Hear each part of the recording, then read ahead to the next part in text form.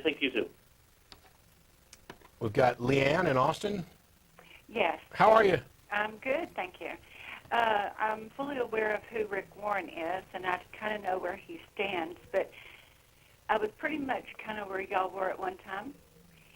And I don't get those two stories mixed up in regards to Rick Warren's book and the woman that talked to the guy that killed some of the guys in the courthouse, and she talked to him about this book that Rick Warren. Well, this is another story that happened several years ago, I think in San Antonio, Texas. And a serial killer by the name of Stephen Moran kidnapped her from Kmart. And she was a very devout Christian. And being with him for many hours, she witnessed to him. And the reason I bring this up is because what happened to Stephen Moran happened to me as well.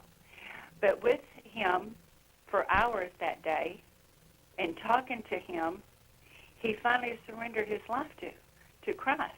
Mm-hmm. And I wish you knew the story. It's too long to tell. But later, after he was caught and convicted and put on death row, his birthday gift was to talk to this Christian woman once again.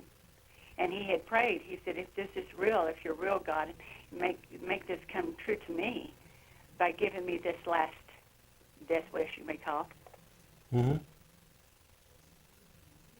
And he says, well, he asked for this woman to come see him. Well, that's kind of unusual for this woman to be able to come and see him and come and actually talk to him. And well, why is that unusual? So when they did, well, I don't know, but anyway, you say that it is, but now you say you don't know. Okay, go ahead. I'm trying to find out what's the point of all this. And she goes in to ask to see him. He asked her, he said, do you remember when we were together and I threw my hands up? And she said, yes. And he said, I started crying, and he said, now I understand what you're talking about. Because all his life he had been so angry, and he had killed many women. And in fact, he had killed one the night before he kidnapped her at 2 o'clock. He said, but the moment that I raised my hands up, he said, I want you to know what happened to me. And she asked him what? He said, God spoke to me audibly, and I could hear him. And he spoke to me, and he said, Stephen, this is the last time I'm going to call you. And I was in a relationship at the point of no return, and God spoke to me in 96 the very same way. And that's the reason I could relate to Stephen Moran. So you audibly heard God? I audibly heard him. Like a voice outside talking to you? Yes. Okay. Taking out my bed, getting ready to go to shopping, no one at home. He audibly asked me, do you want to be on the side of the light or the dark?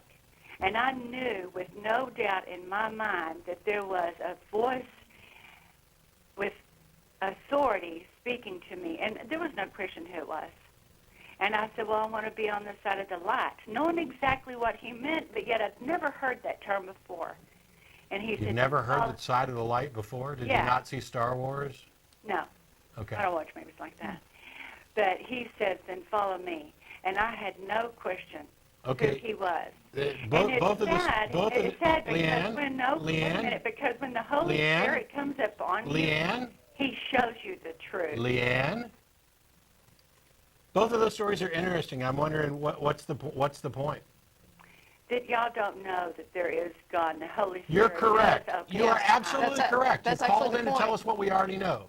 That God has not revealed himself to us, and that is one of the reasons why we don't believe. If a God revealed himself... But he will someday. Oh, my. Well, you know what? Thank you.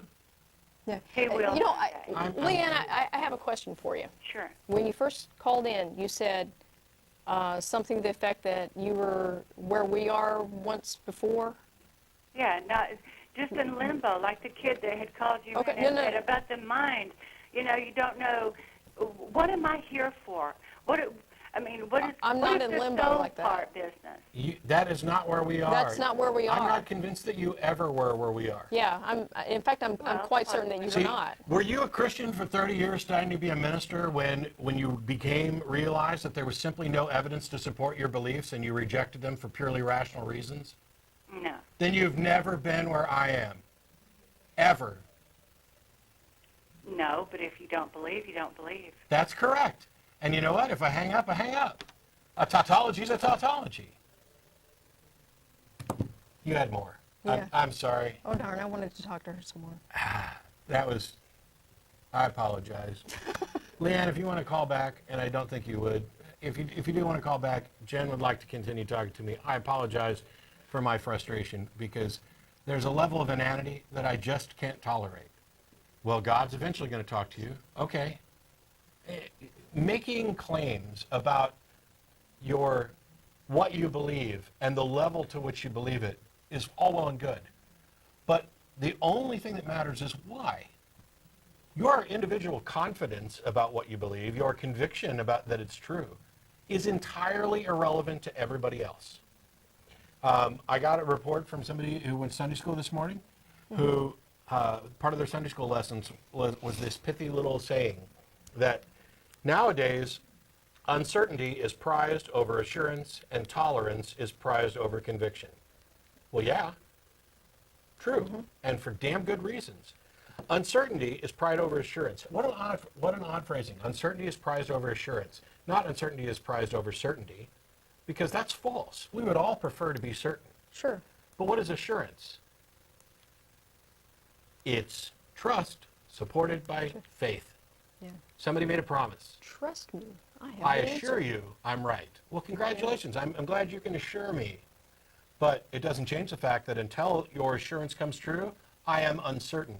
And recognizing that uncertainty is what allows us to pursue and investigate and increase our understanding for good reason. Yes, uncertainty is prized over assurance, and for good reason. The second phrase of that, tolerance is prized over conviction. Yeah, and what exactly is wrong with that? Are you really going into Sunday schools and saying, once upon a time, people stood by their convictions, but now, and when they name all this tolerance, everybody's gotten all wishy-washy? Well, it's true. It's called growing. It's called increasing your understanding. It's called, I'm not going to sit around and be intolerant of people just because they disagree with my strongly held convictions. There are things that we should be intolerant of, and for very good reason. But I'm going to stop, and even though it's not fair, you can address Leanne afterwards. And I do apologize for the hang-up thing. Well, no, this whole, your comment on uncertainty and doubt and everything, it reminds me of a quote by Richard Feynman that I'm particularly fond of. And it says that I can live with doubt and uncertainty and not knowing. I think it's much more interesting to live not knowing than to have answers that might be wrong.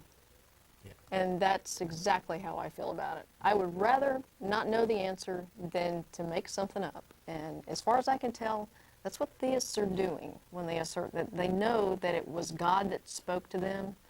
I don't know, maybe they truly believe that. I don't know. But I think one of the reasons, and I still apologize, I do feel bad. I think one of the reasons that I was quick to hang up on Leanne was because we sat here and listened to somebody else's story, and then her story, and then attempting to interrupt to get any sort of clarification about what it was about went unanswered as somebody kept rambling on about the Holy Spirit. And to me, it seemed like somebody who was calling in to preach and not to discuss. yeah. And when asked questions, if all you can reply with is bald assertions and tautologies, I'm not that interested in continuing the conversation. It's all well and good if you think you have a justified reason for believing. He pretty much admitted that we don't.